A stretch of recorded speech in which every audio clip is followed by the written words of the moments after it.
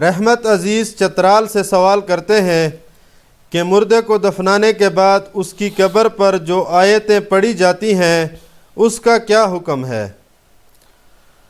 تدفین کے بعد آیات پڑھنا قرآن کریم کی کس صورت کی ہے اور کہاں ہے ذرا سن لیجئے۔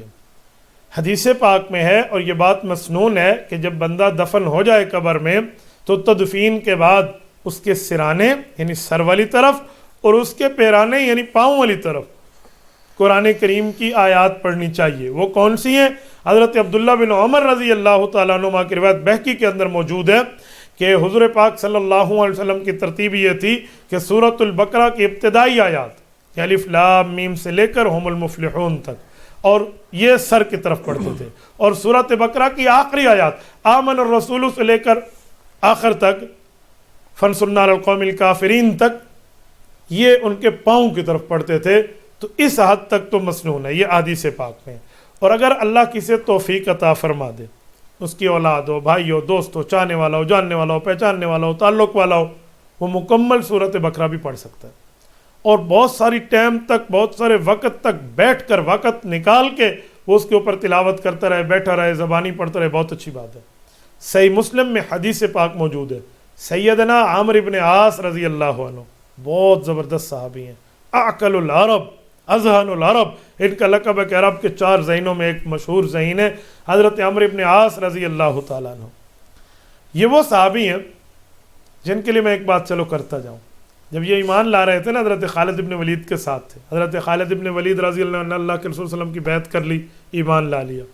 جب ان کی باری آئی نا تو اللہ کے رسول نے ہاتھ بڑھائے تو ان نے اپنے ہاتھوں کو پیچھے کر لی۔ اللہ کے رسول نے پوچھا ما لک یا عمر، کیا ہوا؟ یہ عرض کرنے لگے انا اشترط، یا رسول اللہ میں ایک شرط لگاتا ہوں۔ کہ ماذا تشترط، کیا شرط ہے؟ انہوں نے کہا رسول اللہ شرط یہ ہے کہ میں بت پرستی چھوڑ کے آ رہا ہوں، بہت گناہ گار ہوں، میں نے غلطیاں کی ہیں، گناہ کیے ہیں، آپ کی خدمت میں آیا ہوں، دنیا بھی اللہ بہتر کرے گا، اللہ آخرت بہتر کرے، آپ میرے ساتھ وعدہ فرمائیں، میں آپ کے فرمان کے مطابق زندگی گزاروں گا، آپ اللہ رب العزت سے مجھے جنت لے کر دیں گے۔ آپ علیہ السلام نے فرمایا عمر وعدہ ہے، اور بتائے؟ کہ جی اب بیعت کر دو۔ ان نے ہاتھ بڑھا دیے۔ یہ عمر ابن عاص رضی اللہ عنہ جب یہ فوت ہو رہے تھے نا تو اپنے بچوں کو کہا، خصوصاً حضرت عبداللہ بن عامر ابن عاص رضی اللہ عنہ کے جو بیٹے ہیں، کہ میری اولاد ہو، تم میرے بیٹے ہو، میری قبر کے قریب بیٹھے رہنا، اوپر مٹی ڈالو گے، پانی ڈالو گے، فشنوا علیہ التراب، پوری ترتیب ہو جائے گی، پانی اور یہ سارا چھڑکاؤ ہو جائے گا، اس کے بعد قرآن کریم پڑھتے رہنا حتیٰ ینحضر الجذور، یہاں تک کہ اتنا وقت گزرے کہ اونٹ پکڑا جائے، باندھا جائے، ذبح کیا جائے، ذبح کے بعد بوٹیاں بنے، بوٹیاں بن کے اس کو تقسیم کر دیا جائے۔ یہ کچھ رہ کے چاہتے ہیں اٹھ کو ہیج کے وڈیج وجے، اتنا ٹائم لگ جائے، اس کے بعد تم جا کر اٹھنا اور تلاوت ختم کرنا۔ کیوں؟ حتیٰ استأنس بکم، تمہاری اس تلاوت سے مجھے قبر میں انس ہوگا اور میں انس پکڑوں گا تمہاری اس تلاوت کو۔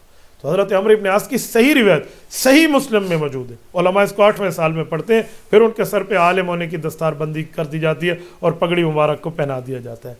تو یہ قبر مبارک پہ اگر ٹائم ملتا ہے، اپنے والد ہیں، اپنے استاذ ہیں، اپنے شیخ ہیں، اپنے بزرگ ہیں، اپنے محسن ہیں، تو ان کی قبر پہ اتنا ٹائم پڑا جائے۔ میری والدہ محترمہ رحمۃ اللہ علیہا جب اس دھرتی سے گئی ہیں، 2003 کی بات ہے، نواسوں والی تھی، پوتے تو اس وقت ان کے نہیں تھے، نواسے تو تھے نا۔ ہماری الحمدللہ 7 بہنیں ہیں اور ان کے کل ملا کر اگر بچے ملائیں تو کوئی 60 سے بھی اوپر پہنچ جائیں گے بچے اور بچیاں۔ تو الحمدللہ ان میں حافظ بھی ہیں، عالم بھی ہیں، مفتی بھی ہیں، قاری بھی ہیں۔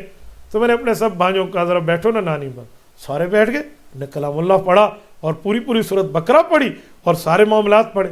جب میرے والد محترم رحمہ اللہ کا انتقال ہوا، 2007 کی بات ہے، تو الحمدللہ ہم سب بیٹھے، ہمارے بہنوئی بیٹھے، ہمارے بھانجے بیٹھے، ہمارے سارے رشتہ دار، ہم سب نے بیٹھ کے پڑھا الحمدللہ۔ ابھی حال ہی میں کچھ دنوں پہلے میری ہمشیرہ محترمہ کا انتقال ہوا ہے، اللہ ان سب کی قبروں پر کروڑوں اور رحمتیں نازل فرمائے، اللہ ان کی مغفرت فرمائے۔ ان کا بچہ حافظ قرآن ہے، بھانجا میرا، میں نے کہا بیٹا بیٹھو، ان کے ساتھ جتنے دوست تھے میرے شاگرد تھے، میں نے انہیں بٹھایا، میں نے کہا پڑھو۔ تو یہ مناسب ہے، یہ بھی پڑھنا چاہیے جو مسنون ہے، سر اور پاؤں، اور اس کے بعد یہ بھی پڑھنا چاہیے، تعلق ہوتا ہے، یاری ہوتی ہے، یاری ہمیشہ تک نبھائی جاتی ہے، تو یہ تلاوت جاری رکھنی چاہیے، یہ پڑھنا چاہیے، یہ بہت بہتر کام ہے۔ اللہ ہمیں اس کی توفیق عطا فرمائے۔ تبارك الذي نزل الفرقان على عبده ليكون للعالمين نذيرا